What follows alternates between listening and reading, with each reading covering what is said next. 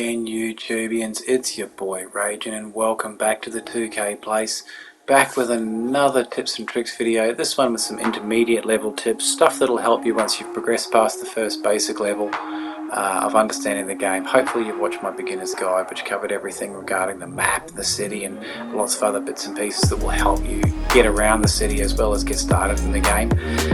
In this particular video, we're going to be covering all sorts of stuff, from reading and understanding the player banner, things like the build type, season level, overall, and particularly focusing on the player performance level, understanding it so that you know what sort of competition you're up against. You only get a very brief window to actually see what your competition is, what your opposition's level of competition is, so you need to make sure you understand it at a quick glance. We're also going to be covering equipment, things like additional skateboards when you get your inline skates, how to equip them, make sure they're on your builds, etc. The other things will be affiliations, covering the affiliations, talking about the daily spin and how to do that, what the affiliations mean, where they're located, and the benefits of playing in certain affiliations. We're also going to be covering the dunk meter, the contact dunk and aggressive meter, and how interesting that is, and also the lob meter. We'll talk in detail about that. Plus we'll be talking about the events and how you can earn 2 times rep just playing in and around the city. Now the first thing on the menu, if I freeze it here, is the performance level. Now you'll see that at the moment I am pro. That will go up a little bit after this game. You do not get much for a win. You get absolutely hammered when you lose. So this is the equivalent of last year's 99 to 95. Once you start winning games, you'll progressively go up. As soon as you lose a game, you will drop down very suddenly. So make sure you're aware of that, because that player performance level sort of feeds into what I'm going to talk about next as far as the player banner is concerned. So just take note of what you saw there with the player performance level at the end of the game.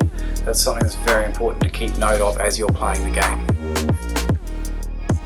So at the end of each game, you'll notice that it goes through your My Points and your badge progression.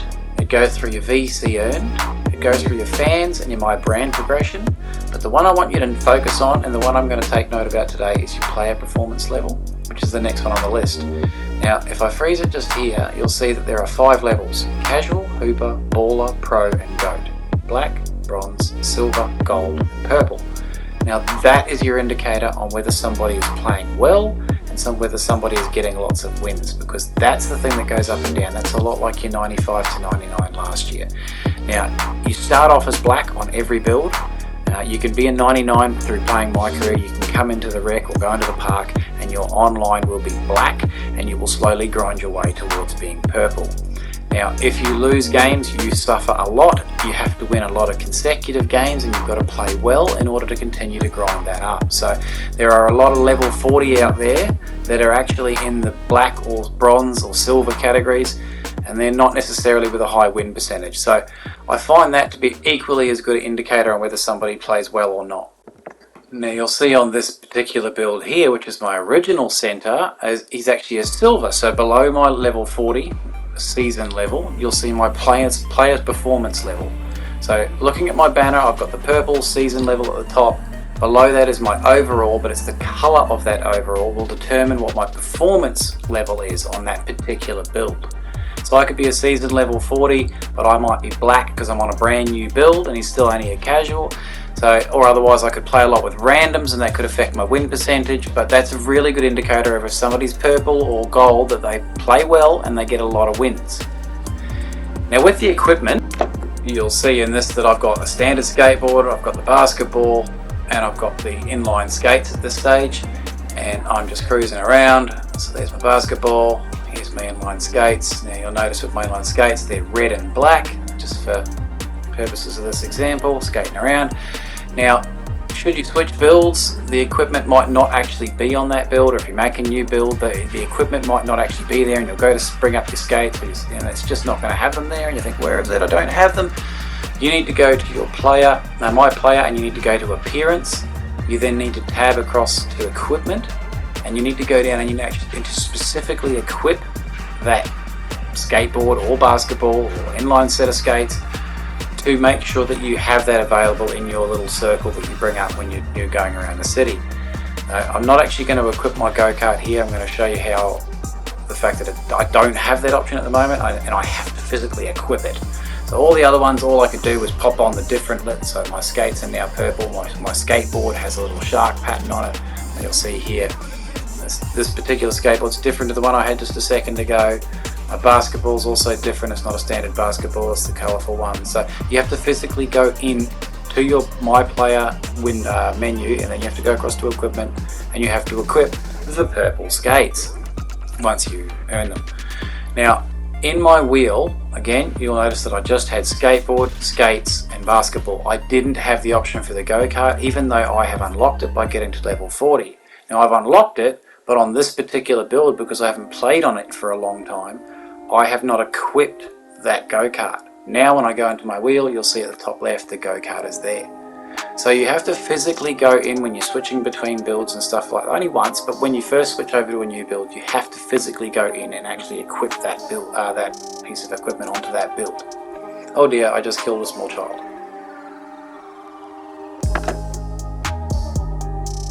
So next on the list today is affiliations. I'm going to show you where they are on the map and how to choose certain affiliations and how you will get an extra rep by playing in your own affiliation. So you'll see here that on the map I'm at my apartment. There's Brickley Gym, and that's the original apartment that you first start at.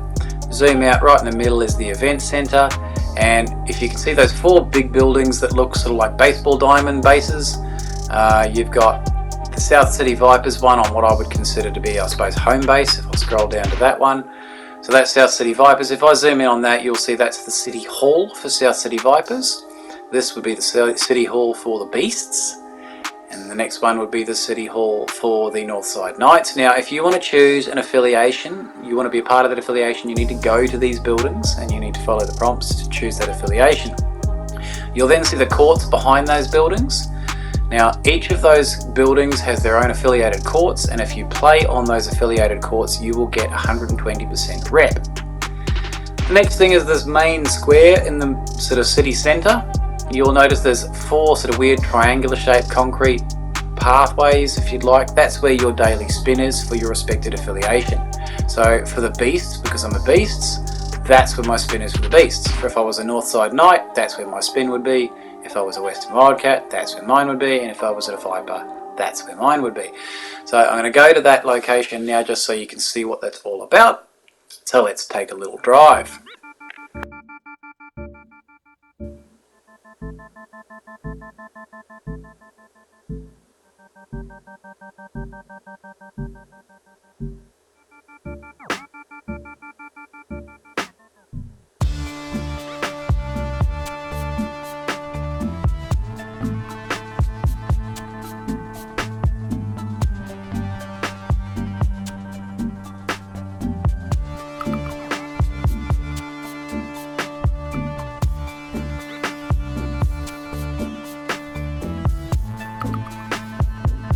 Incoming!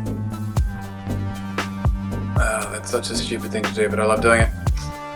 Now, this is where the beasts are. So this is that weird little triangle shape of concrete that you could see on the map. And this is where the spin is for the beasts. Now, my spin I don't think is due yet. I think it's due in about 20 minutes. Yeah, 25 minutes it's due. So my spin isn't ready yet. I'll just sit back and wait. But so you can see how it works, in 25 minutes I could come back here. But one of these guys here you'll see step to the side in a minute. Here he goes, and you will see what he spins up. He just goes there, stands on that little red diamond, presses X, and bang, wow, what a spin.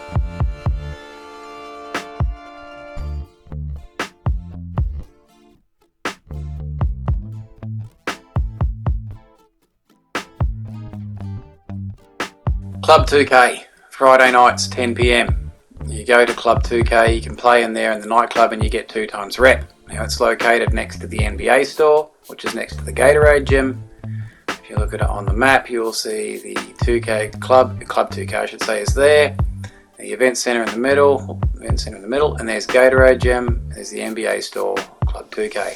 Friday nights, 10 PM, 2 times rep.